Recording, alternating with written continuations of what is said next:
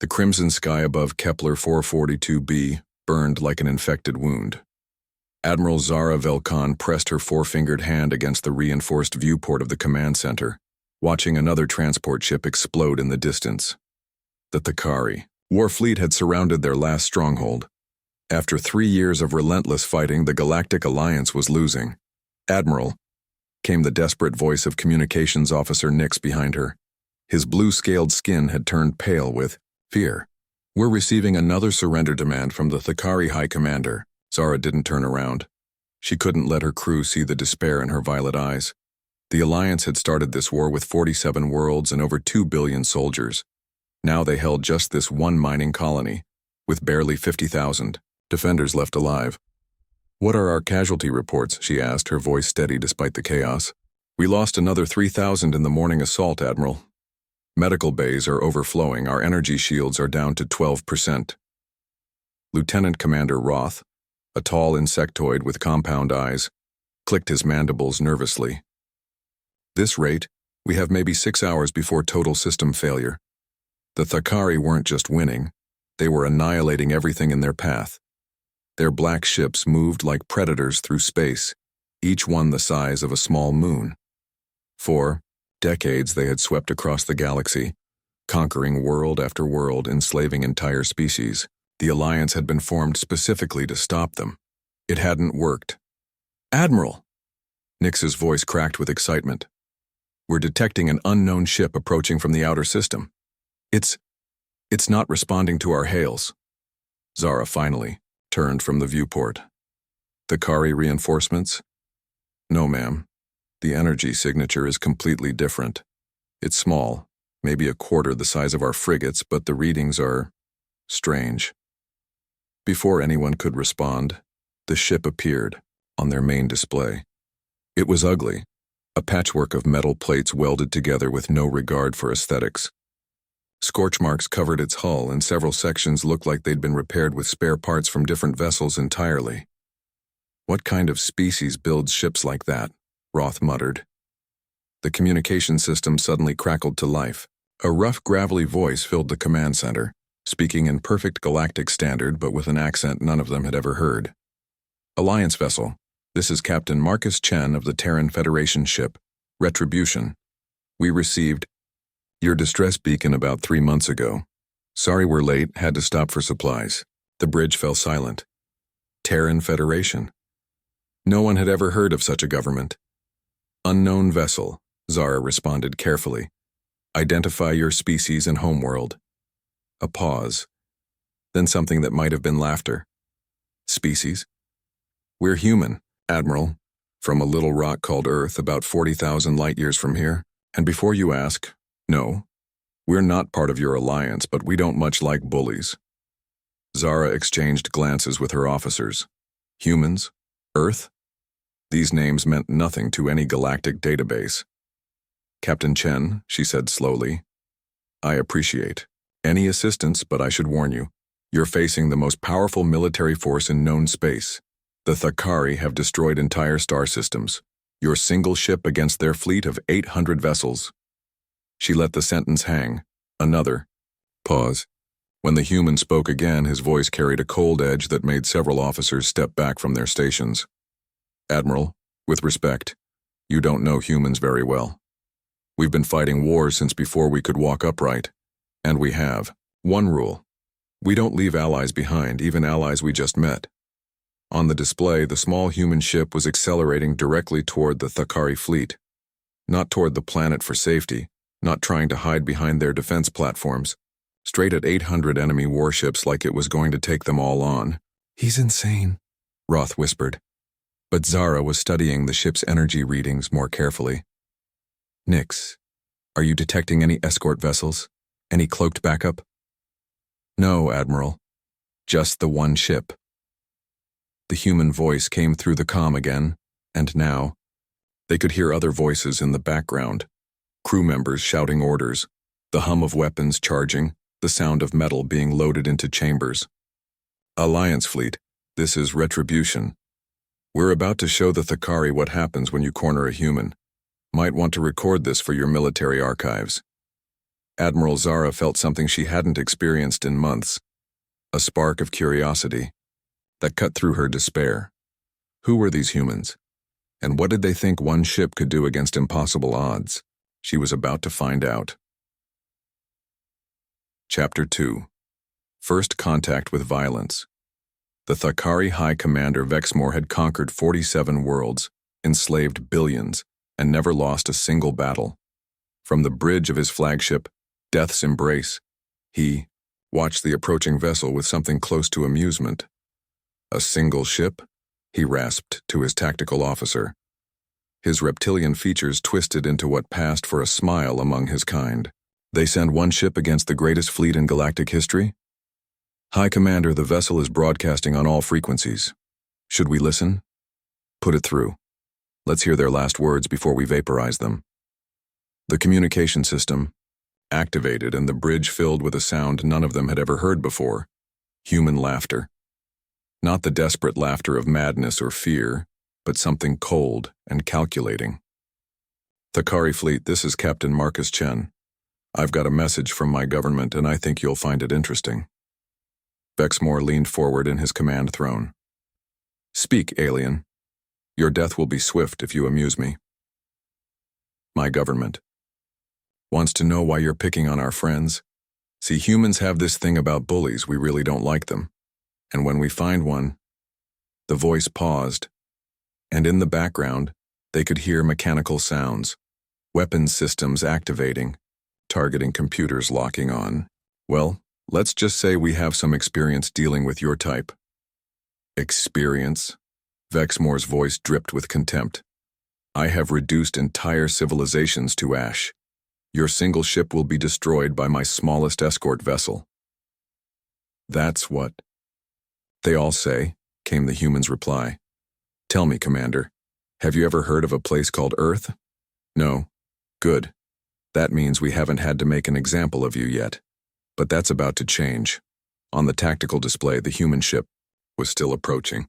It should have been charging weapons, raising shields, taking evasive maneuvers. Instead, it flew straight toward them like an arrow, gaining speed. Hi, Commander, the tactical officer reported. Their energy signatures are unusual. I'm detecting weapon systems I don't recognize. All vessels target the alien ship. Fire when ready. The order went out across the Thakari fleet. 800 ships turned their weapons toward the single human vessel. Energy beams and plasma torpedoes filled the space between them. Enough firepower to glass a small moon. The human ship disappeared. What? Vexmore stood from his throne. Where did it go? Unknown, High Commander. It was there, and then sensors show nothing. Find it. The communication system crackled again. The human voice was closer now, as if the ship were nearby. Looking for us? That's adorable. Hey, Commander, let me ask you something. In all your conquests, have you ever fought an enemy that didn't line up like targets? That didn't follow your rules? That didn't care about honor or fair play? Vexmore's blood ran cold. Something was wrong. His sensors showed no enemy vessel. But that voice, because humans, we learned a long time ago that the only rule in war is to win. And we're very, very good at winning. The first explosion came from their left flank. The Thakari destroyer, Blood River, simply broke apart. No warning, no visible attack. It just cracked in half and died. Contact, unknown weapon type, the tactical officer screamed. The destroyer's shields didn't even register an impact. 2 more ships exploded, then 5. The human vessel flickered in and out of visibility, appearing just long enough to unleash weapons that cut through Thakari armor like it was paper, then vanishing again. Impossible, Vexmore whispered. No single ship could. High Commander, came a transmission from one of his captains. We're detecting multiple human vessels. They're everywhere. But that couldn't be right. Sensors still showed only one ship. Unless, the human captain's voice filled the comm again, and now Vexmore could hear the sound of combat in the background. Explosions, shouted orders, the distinctive whine of human weapons charging. See, Commander, there's something you should know about humans. We don't fight fair. We don't line up and trade shots like gentlemen. When someone threatens what we care about, we become something else entirely. Another 3 ships died. The massive Thakari fleet, which had seemed invincible moments before, was being carved apart by a single enemy vessel they couldn't even target properly. We've been at war for 10,000 years, Commander. With each other, with aliens, with the universe itself. We've learned things about combat that your textbooks don't cover, and right now you're getting a free education.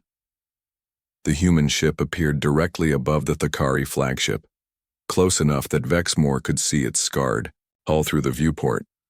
How had something so ugly, so primitive-looking, gotten past all their defenses? Lesson 1, the human captain said, his voice now clearly coming from right outside their shields. Humans don't quit. Ever. We'll fight until we're dead, and then we'll find a way to keep fighting. The ship vanished again. More explosions rippled through the fleet. On the planet below, Admiral Zara watched in stunned silence as the impossible happened. The Thakari fleet, 800 ships that had terrorized the galaxy, was being systematically destroyed by a single human vessel that appeared and disappeared like a ghost. How are they doing this? Roth whispered. But Zara was beginning to understand. They're not following our rules, she said slowly. Everything we know about space combat, every tactic in our manuals, the humans are ignoring all of it. The Thakari were trying to fight a traditional battle. Line up, target, fire, defend. But the human ship moved like nothing they'd ever seen, struck like nothing they'd ever faced, and seemed to be everywhere at once. Nix, she said suddenly. Patch me through to the human ship. Captain Chen, this is Admiral Velkan. What are you? The response came immediately, even as explosions continued to light up space around them. We're what happens when evolution gets mean, Admiral. When a species spends millennia fighting everything that moves, including itself. We learned to be predators because everything else on our world was trying to kill us. Another pause as more Thakari ships died. But don't worry. We're the good guys. Usually. Admiral Zara stared at the display as the Thakari fleet, which had seemed unstoppable just minutes before, fell apart under the assault of a single human vessel. What had they allied themselves with? Chapter 3. The Human Way of War Captain.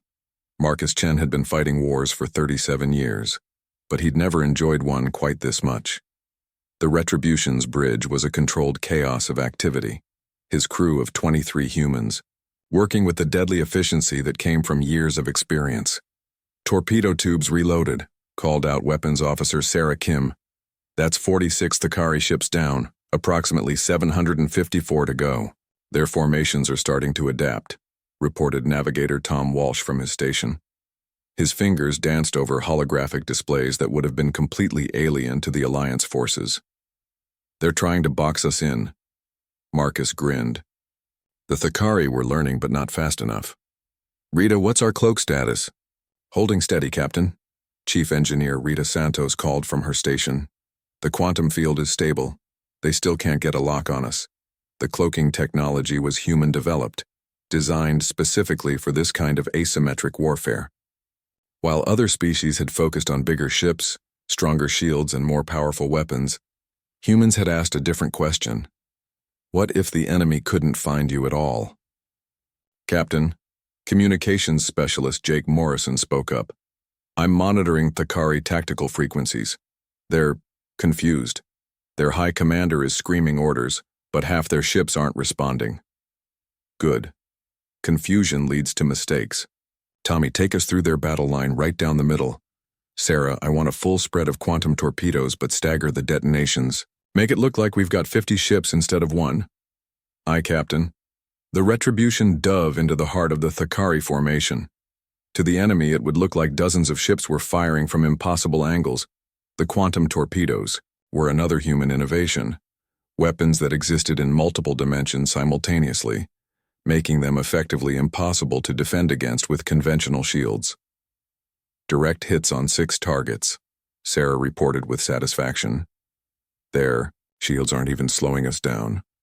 Marcus opened a channel to the Alliance forces on the planet.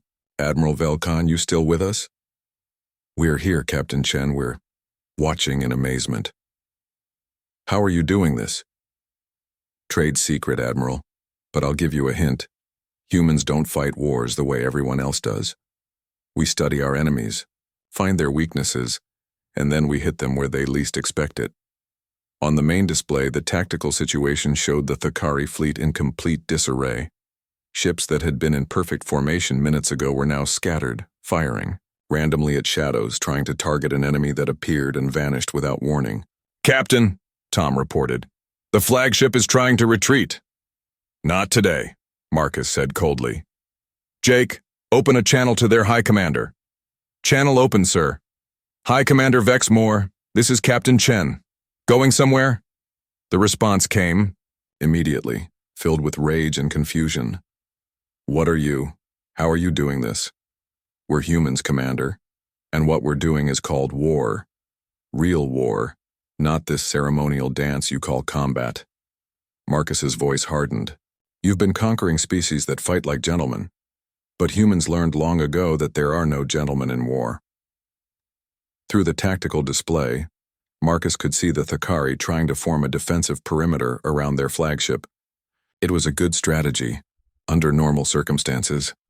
"Sarah, give me a pattern delta strike on their formation." "Rita, I need maximum power to the quantum drive." "Sir, that'll drain our primary cells to 40%. "Do it." The Retribution suddenly split into what looked like 12 identical ships, each one targeting a different part of the Thakari formation.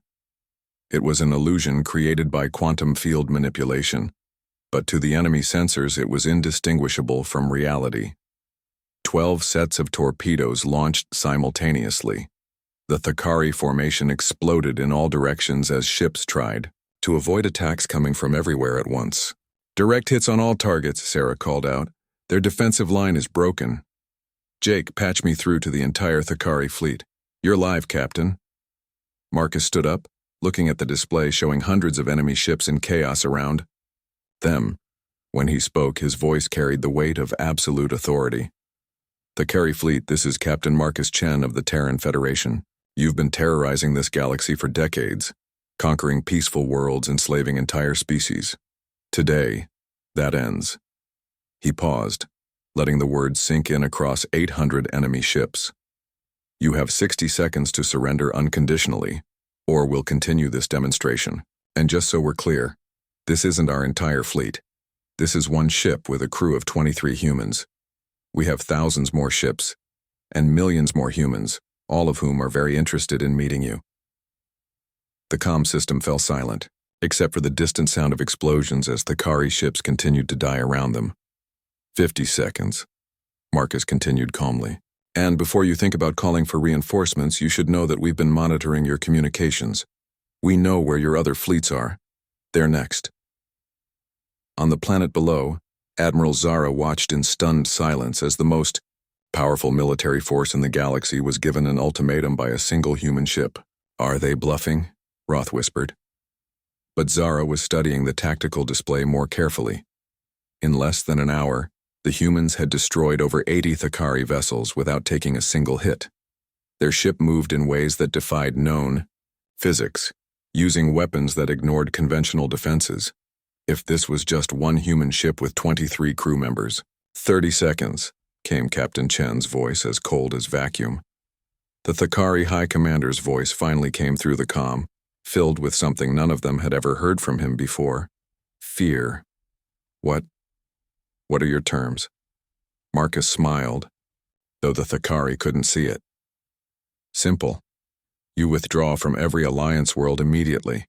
You release all slaves and prisoners. You return to your own space and stay there, and you never ever come back. And if we refuse, then you find out what happens when humans stop playing nice." The threat hung in space like a loaded weapon. Around them, the Thakari fleet waited for orders that would determine whether they lived or died. Admiral Zara realized she was holding her breath. Everything, the war, the Alliance, billions of lives, hung on what happened in the next few seconds. Chapter 4.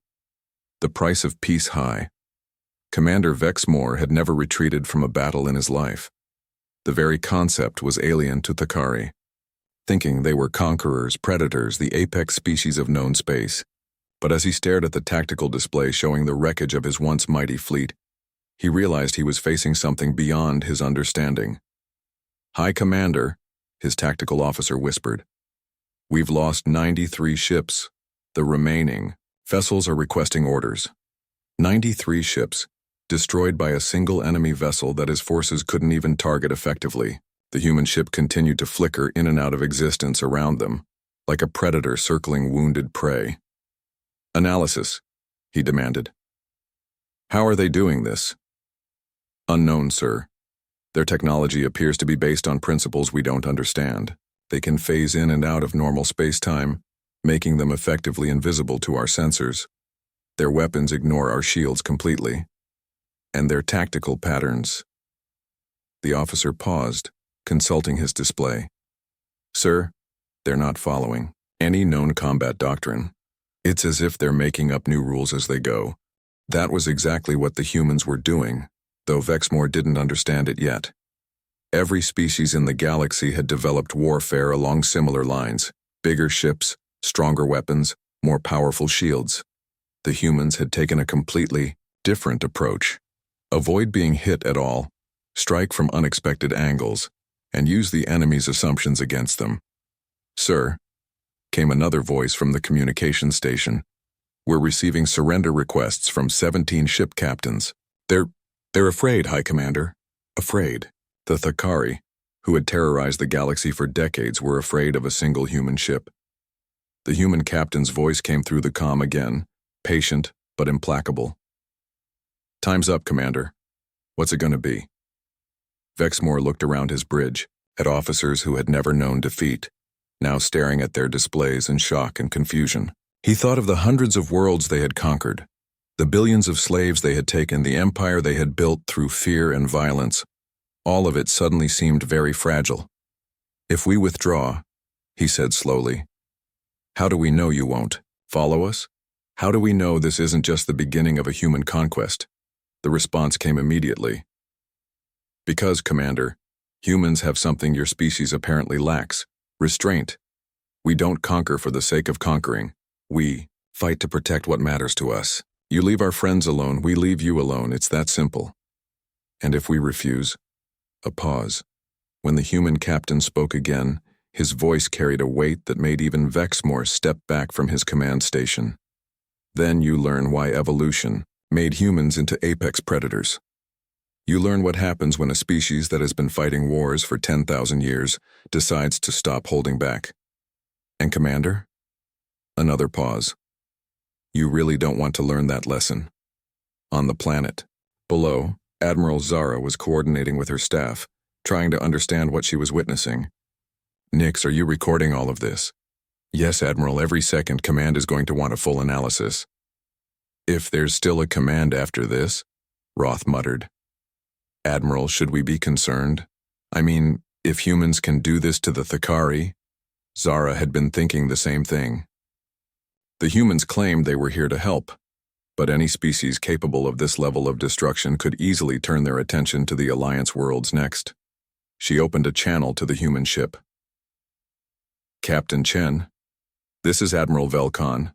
I need to ask you something directly." "Go ahead, Admiral." "After the Thakari are gone, what are human intentions toward the Alliance?" The question hung in space for several seconds. Around them, hundreds of Thakari ships waited for orders, while a single human vessel held the most powerful fleet in the galaxy at gunpoint. "Admiral," came Captain Chen's voice, "humans have a saying: the enemy of my enemy is my friend.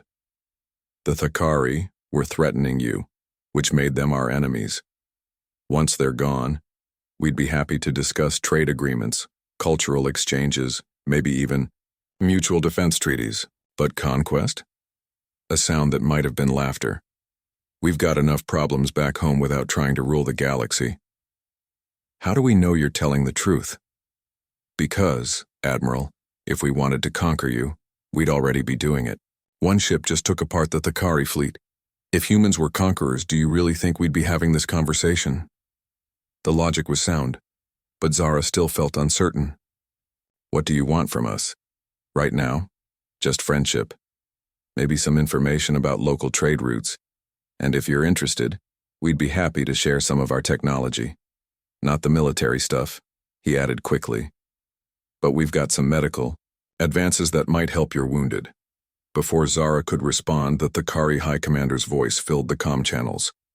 Human vessel, this is High Commander Vexmore. We accept your terms. The Thakari fleet will withdraw from Alliance space immediately. Marcus Chen's voice came back, still cold but with a hint of satisfaction. Smart choice, Commander. You have 12 hours to begin withdrawal. Any Thakari vessel found in Alliance space after that will be considered hostile and dealt with accordingly. Understood. But human, what you've shown us today changes everything. The galaxy will never be the same. No, Marcus agreed. It won't. Maybe that's for the best. As the Thakari fleet began to form up for withdrawal, Admiral Zara realized that the human captain was right. Everything had changed. The balance of power, the nature of warfare, the very assumptions about what was possible in combat, all of it had been rewritten in the space of a few hours. Captain Chen, she said, on behalf of the Galactic Alliance, I want to thank you. You've saved billions of lives today. Just doing our job, Admiral. Though I have to admit, it's nice to be on the same side as the good guys for once. For once? A pause. Well, Admiral, humans don't just fight aliens. We've been fighting each other for most of our history. It's complicated. But that's a story for another time. As the last Thakari ships disappeared into hyperspace, Admiral Zara looked around her command center at officers who were still trying to process what they'd witnessed. Nix, send a priority message to Alliance Command. Tell them the war is over. The Thakari have been defeated. By whom, Admiral? Zara looked at the single human ship on her display, scarred, ugly, and somehow more dangerous than an entire fleet of conventional warships. By our new allies, she said slowly. The humans. Epilogue. After the storm. 3 months later. Admiral. Zara stood in the observation lounge of the Alliance space station New Hope, watching human ships dock at the external ports. In the months since the Thakari defeat, more human vessels had arrived. Not warships, but trade ships, exploration vessels, and even passenger liners carrying human civilians eager to meet their new alien neighbors. Each ship was different from the last, as if humans built their vessels based on function rather than standardized designs. Some were sleek and modern. Others looked like they'd been assembled from spare parts. All of them carried the same energy signature that had made the Retribution so difficult to target. They're not what I expected, said Dr. Elena Vasquez, the Alliance's new liaison for human relations. She was studying a datapad containing preliminary reports on human culture and technology. What did you expect? Zara asked. Monsters, I suppose, after seeing what they could do in combat. But the humans I've met are remarkably friendly, curious about everything, eager to learn our languages, fascinated by our cultures. Zara nodded. She'd had the same experience. Captain Chen had visited the station several times, bringing gifts from Earth, music, literature, samples of human food. He was nothing like the cold warrior she'd heard during the battle. They're complicated, she agreed. Captain Chen told me something interesting yesterday. He said humans have two settings, protective and curious. When they're not threatened and their friends are safe, they're explorers and teachers. But when someone they care about is in danger, they become something else entirely, Elena finished. I've been reading their military history. They've been fighting wars for their entire recorded civilization, not just with other species, but with each other. And yet they have concepts like mercy, prisoner rights, civilian protection. It's as if they've learned to be terrible at war while still trying to be good people. Through the viewport, they could see human and Alliance personnel working together on the docking platforms. Already joint research projects were underway. Human medical technology was saving Alliance lives, while Alliance navigation systems were helping human ships explore local space.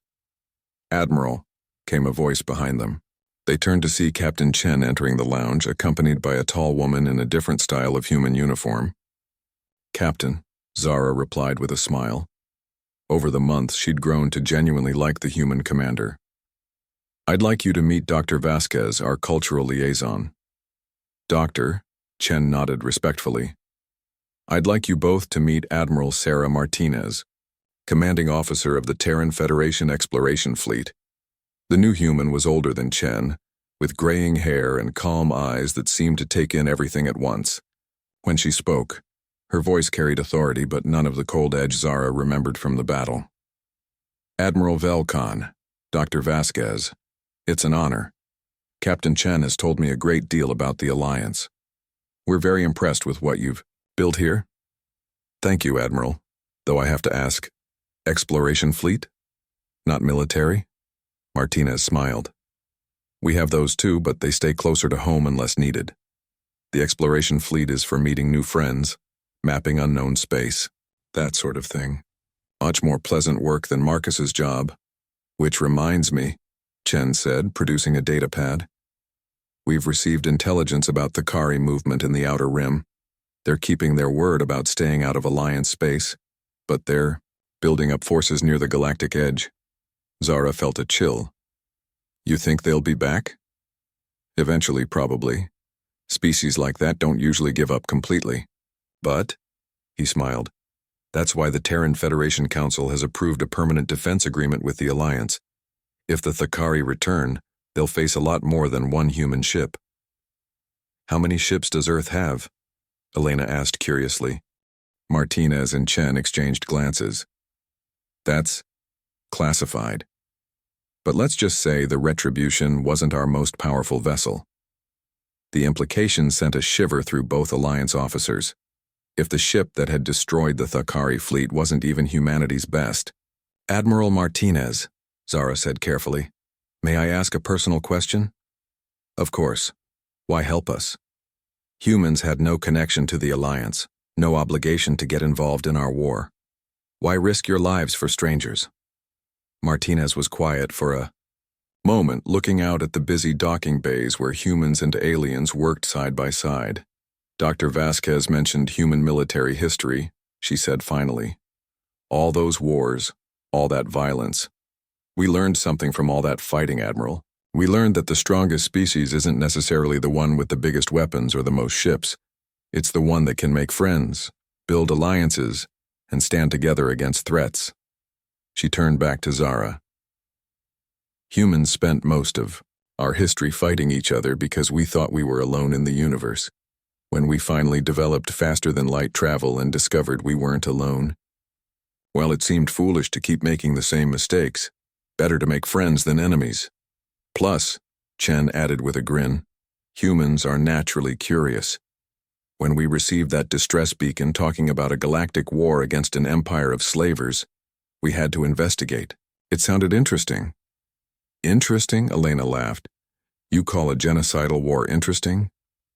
Well, the tactical challenge was interesting, and the chance to help was appealing. Humans have this thing about underdogs. We tend to root for them. Admiral Martinez nodded.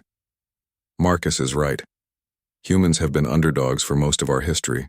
When we see someone else being bullied by a larger force, we identify with them.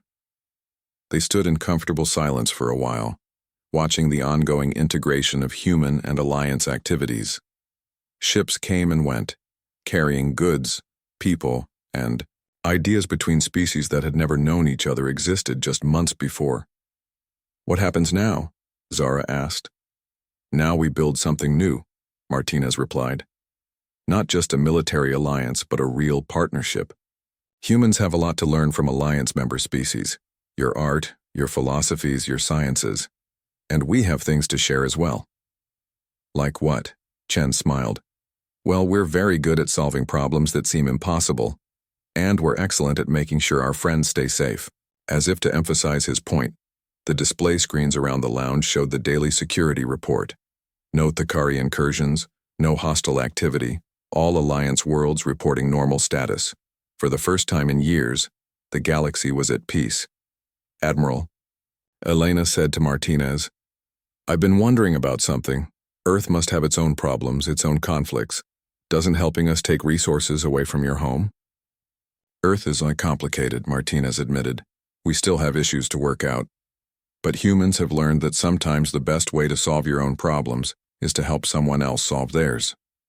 Working together with the Alliance has already taught us things we never would have discovered on our own. She gestured toward the viewport where a mixed Human Alliance research vessel was preparing to depart. That ship is going to explore a sector that neither of our species could safely investigate alone. The discoveries they make will benefit everyone. That's the future we're building. Not human or Alliance, but something new. Captain Chen checked his chronometer. Speaking of building the future, I should get back to the Retribution.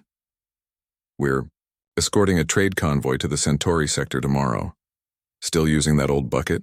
Martinez asked with amusement. Hey, she got the job done when it mattered. Besides, the crew's attached to her, and she's got character. After the humans left, Zara and Elena remained in the observation lounge, watching the busy traffic around the station. What do you think? Elena asked. Can we trust them?